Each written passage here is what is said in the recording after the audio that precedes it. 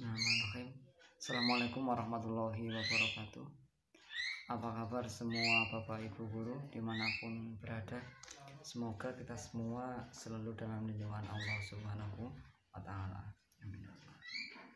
Nah, di video kali ini saya akan membahas lagi ya mengenai soal-soal mengenai materi-materi P3K ya, untuk mempersiapkan P3K ya, untuk mempersiapkan seleksi pada P3K, seleksi P3K tahap ketiga. Dan juga Bapak Ibu silakan untuk terus mengecek mengenai perkembangan informasi untuk P3K tahap 3 itu kapan dilaksanakannya Bapak Ibu. Pokoknya untuk terus mengecek, bertanya-tanya kepada rekan-rekan Bapak Ibu, terus operator sekolah ya, informasi P3K itu kapan dilaksanakan ya, pastinya di tahun 2002 ini ya. Yang penting Bapak Ibu untuk terus bersemangat di dalam belajar ya, dalam menghafal ya. Pastinya Bapak Ibu sudah banyak yang hafal, sudah banyak yang ingat mengenai materi-materinya, soal-soalnya gitu ya. Jadi kalau misalnya pasti seleksi ada soal-soal yang sering Bapak Ibu baca dan di soal itu keluar, di seleksi itu keluar, nah Bapak Ibu langsung mengerjakannya ya. Baik, langsung saja ya Bapak Ibu, tanpa berlama-lama kita mulai dari soal nomor 1. Ini khusus pedagogi Bapak Ibu. Pedagogi. Soal nomor 1. Dengan melihat hasil pretest, seorang guru dapat mengetahui bahwa 3 dari 8 soal yang diberikan mampu dijawab hampir seluruh siswa dengan benar. Jika Anda sebagai guru, manfaat apa yang dapat dipetik dari informasi tadi? A. Mengajarkan keseluruhan materi sesuai dengan kurikulum agar penguasaan siswa lebih baik. B. 3 dari 8 soal tersebut tidak akan ditanyakan lagi pada saat melakukan post-test. C. Materi yang telah dikuasai siswa tidak perlu diajarkan lagi pada proses kegiatan belajar mengajar. Atau D. Melaksanakan pelajaran remedial untuk materi yang belum dikuasai siswa berdasarkan hasil pretest. Nah, di sini kata kuncinya yaitu melihat hasil pretest. Nah, jadi guru itu mengetahui bahwa 3 dari 8 soal yang diberikan itu hampir seluruh siswa menjawab dengan benar, seperti itu ya. Jadi misalnya Bapak Ibu menyediakan 10 soal. Nah, di satu kelas itu ternyata banyak siswa yang mengerjakannya itu siswa itu tidak mampu dalam satu kelas itu mampu dijawab dengan benar ya. Seluruh siswa keseluruhannya, maksudnya hampir semua siswa itu menjawab benar. Nah, jadi manfaat apa yang dapat Bapak Ibu petik dari soal itu, dari pembelajaran itu? Apa saja ya. Misalnya Bapak Ibu tadi ya menyiapkan soal, lalu dalam satu kelas itu siswa itu mampu menjawab ya, hampir keseluruhan siswa, hampir seluruh kelas, satu kelas itu siswa itu hampir bisa menjawab. Itu apa manfaatnya? Nah, manfaat apa yang dapat dipetik dari informasi tadi ya, dari yang Bapak Ibu kerjakan ya, berikan soal pada siswa, apa manfaatnya gitu ya. Apa yang A, apa yang B, apa yang C, atau yang D. Nah, jadi ketika soal itu dapat dikuasai oleh siswa itu misalnya satu kelas itu mampu keseluruhannya itu menjawab dengan benar, jadi materinya itu tidak perlu diulang kembali ya, materinya, soal-soalnya itu ya tidak perlu diulang kembali. Jadi jawabannya yang C, materi yang telah dikuasai siswa tidak perlu diajarkan lagi pada proses kegiatan belajar mengajar ya, karena siswa itu sudah mampu, sudah bisa. Jadi Bapak Ibu misalnya memberikan soal, oh iya ini sudah bisa satu kelas, jadi tidak perlu diulang kembali, melanjutkan ke tema yang lain atau bab yang lain. Seperti itu Bapak Ibu. Jadi jawabannya yang C ya, materi yang dikuasai siswa tidak perlu diajarkan lagi. Seperti itu ya Bapak Ibu. Lanjut soal nomor 7. Untuk mencegah terjadinya jawaban siswa yang sangat beragam, jenis tes uraian yang paling tepat digunakan adalah A. Tes uraian bebas, B. Tes uraian terbatas, C. Yang sederhana, atau D. Yang sangat kompleks.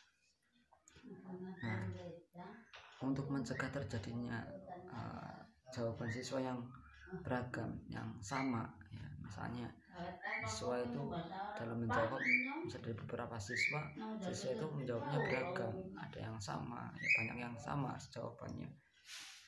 Jadi tes uraian yang paling tepat itu apa tes uraian bebas, apa tes uraian terbatas, apa yang sederhana, apa yang sangat kompleks ya, itu. Jadi jawabannya yang tes uraian terbatas ya. Jadi Bapak Ibu ketika misalnya memberikan soal yang berbeda-beda ya, kalau misalnya soalnya sama, misalnya untuk mengecek kemampuan, bisa saja karena misalnya A sama B, A itu yang bisa, yang B tidak bisa jadi yang B itu mencontek atau apa, seperti itu ya Bapak Ibu. Jadi Bapak Ibu misalnya untuk mencegah terjadinya jawaban siswa yang beragam, yang sama, itu tes uraiannya itu terbatas, bisa soalnya berbeda-beda untuk mengetahui kemampuan siswa ya, bisa melalui lisan, tes lisan. Nah itu siswa langsung menjawab, seperti itu ya Bapak Ibu. Jadi jawabannya yang tes uraian terbatas ya. Apabila ada kesalahan, ada kekeliruan, mohon untuk dibenarkan. Baik, kita lanjut soal nomor 3. Pada awal semester, Pak Budi sebagai guru IPA ya, ini karena IPA ya, bisa Bapak Ibu ganti, misalnya pada awal semester Pak Budi sebagai guru PAI selalu menjelaskan penilaian yang akan dilaksanakan selama 1 semester dan penentuan nilai akhir PAI yang akan dijadikan dasar untuk pemberian nilai rapor. Hal ini artinya Pak Budi telah menerapkan prinsip penilaian A. Sistematis, B. Terbuka, C. Terpadu, D. Sistematis, atau E. Akuntabel. Nah di sini dari prinsip-prinsip penilaian itu macam-macam ya. Sistematis itu apa, terbuka itu apa, terpadu itu apa, sistematis itu apa, itu berbeda-beda ya. Silakan Bapak Ibu untuk membaca itu, pengertian dari penilaian sistematis itu apa, terbuka itu apa ya. Agar Bapak Ibu lebih dalam lagi ya, lebih hafal lagi, karena ini soal-soal yang sering keluar ya Bapak Ibu. Yaitu jawabannya yang B, terbuka. Nah itu yang B. Lanjut soal nomor 4. Dalam setiap pembelajaran, Pak Chandra selalu mengadakan penilaian untuk menilai daya serap. Nah, di sini kata kuncinya untuk menilai apa? Dalam penilaian itu untuk melihat daya serap siswa. Ya, tentang berpikirnya siswa. Untuk melihat daya serap siswa terhadap materi yang telah diberikan dalam setiap pembelajarannya. Jadi ya, seperti itu. Kira-kira ini prinsip penilaian apa? A. Sistematis, B. Beracuan kriteria, C. Terpadu, B. Sistematis, atau E. Akuntabel. Ini A sama yang D sama ya bedanya. Kata kuncinya penilaian untuk menilai daya serap siswa ya, yaitu yang terpadu. Silakan Bapak Ibu untuk membaca lagi itu penilaian yang terpadu itu apa, beracuan kriteria itu apa, sistematis itu apa, dan akuntabel itu apa ya Bapak Ibu. Kita lanjut lagi. Alhamdulillah. Dalam setiap kali penilaian, Pak Joko selalu membuat rubrik penilaian yang berisi kriteria penilaian yang mencerminkan kompetensi yang akan dinilai. Hal ini sesuai dengan prinsip penilaian: A. Sistematis, B. Peracuan kriteria, C. Menyeluruh, D. Sistematis, atau E. Akuntabel. Di sini